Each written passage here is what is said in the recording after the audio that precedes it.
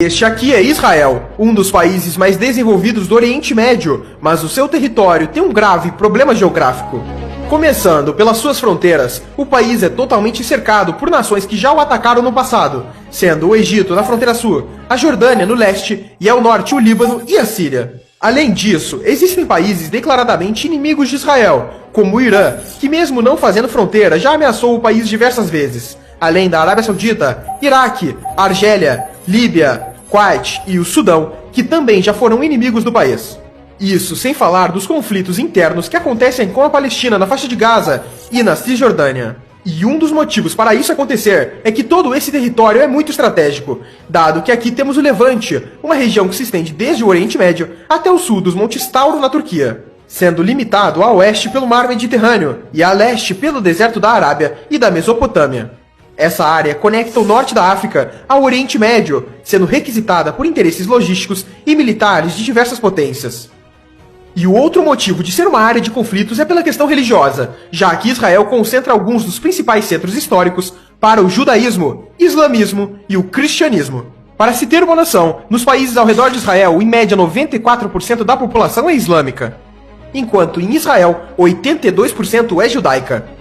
E para entendermos mais a fundo o problema geográfico de Israel, temos que olhar a sua história.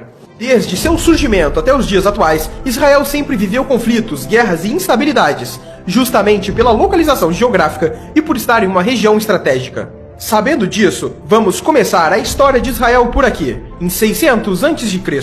Jerusalém, atual cidade de Israel, ficava no território de Judá e era cercado pelo Egito e pela Babilônia. Mas foi em 586 a.C. que começa um ciclo de invasões naquela região, onde os babilônios, sob o comando de Nabucodonosor II, invadiram e destruíram o Templo de Salomão. E logo em 538 a.C., Ciro, o Grande da Pérsia, conquistou a Babilônia e grande parte do Oriente Médio. Depois dele, por sua vez, com o avançar da Macedônia sobre a região, Alexandre o Grande conquista Jerusalém. E esse ciclo continua, com a atual região de Israel sendo dominada por Roma e outras diversas potências estrangeiras, com destaque para os reinos europeus durante as Cruzadas, que tiveram motivos principalmente religiosos e demarcaram a disputa entre cristãos e muçulmanos, que ocorre até hoje.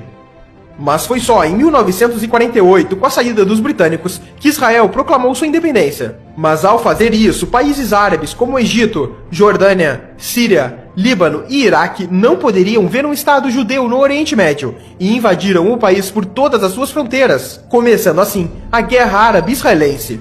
E o Estado judeu, mesmo com tantos inimigos, venceu essa guerra, além da Guerra do Sinai em 1956, Guerra dos 6 Dias em 1967, Guerra do Atrito em 1970, além da Guerra do Yom Kippur e tantas outras que ocorreram, com Israel vencendo todas elas. E isso acontece em grande parte pela estratégia israelense de defesa, que por problemas geográficos e por ser um país pequeno e com pouco território, Israel não pode se dar ao luxo de recuar de seus inimigos, já que estaria entregando seu próprio território para os mesmos.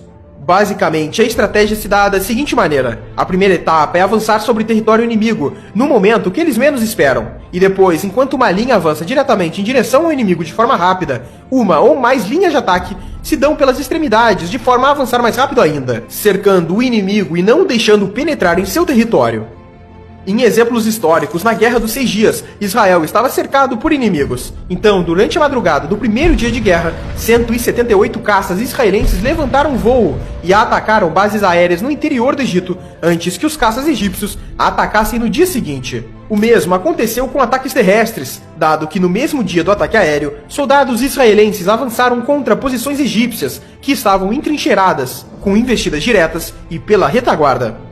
O montante dessas guerras e conflitos mostra a instabilidade na região, e que hoje, mesmo tendo um decreto de paz entre Israel e países árabes, o país tem que sempre investir na sua defesa, tanto que as forças armadas de Israel são a 20ª maior do mundo.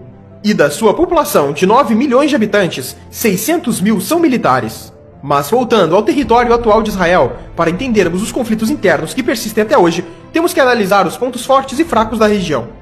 Diferente de países como os Estados Unidos, que possuem ótimas barreiras naturais e poucas fronteiras, Israel sofre nesse sentido, pois tem 3 barreiras naturais problemáticas. Sendo o Sinai, que por ser justamente uma área desértica e pouco habitada, ela dificulta o envio de forças militares até o deserto de Negev.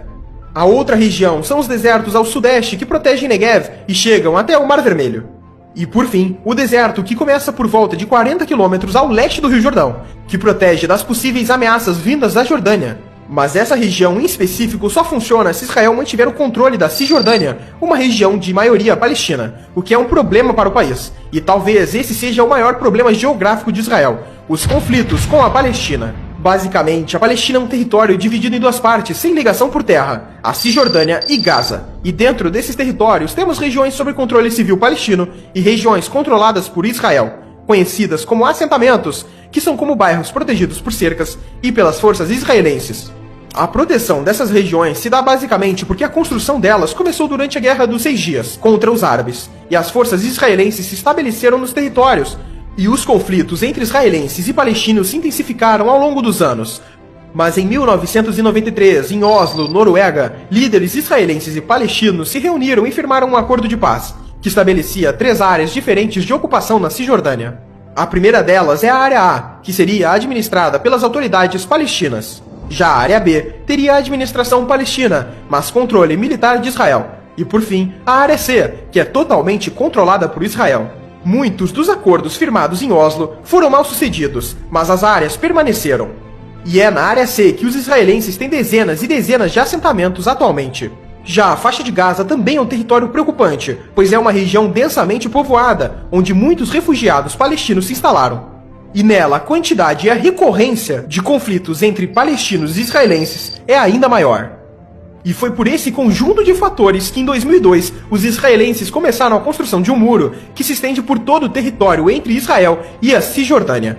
O mesmo aconteceu na cidade de Jerusalém, onde temos um grande muro que ronda todo o território.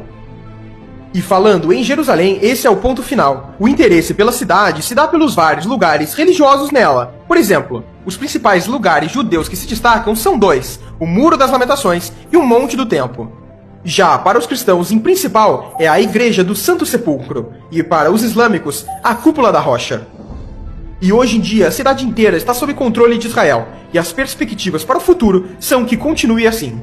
Mas as ameaças pela tomada de Jerusalém por parte de países árabes continuam. Os países lutaram pela tomada de Jerusalém durante sua história, e isso pode voltar a acontecer.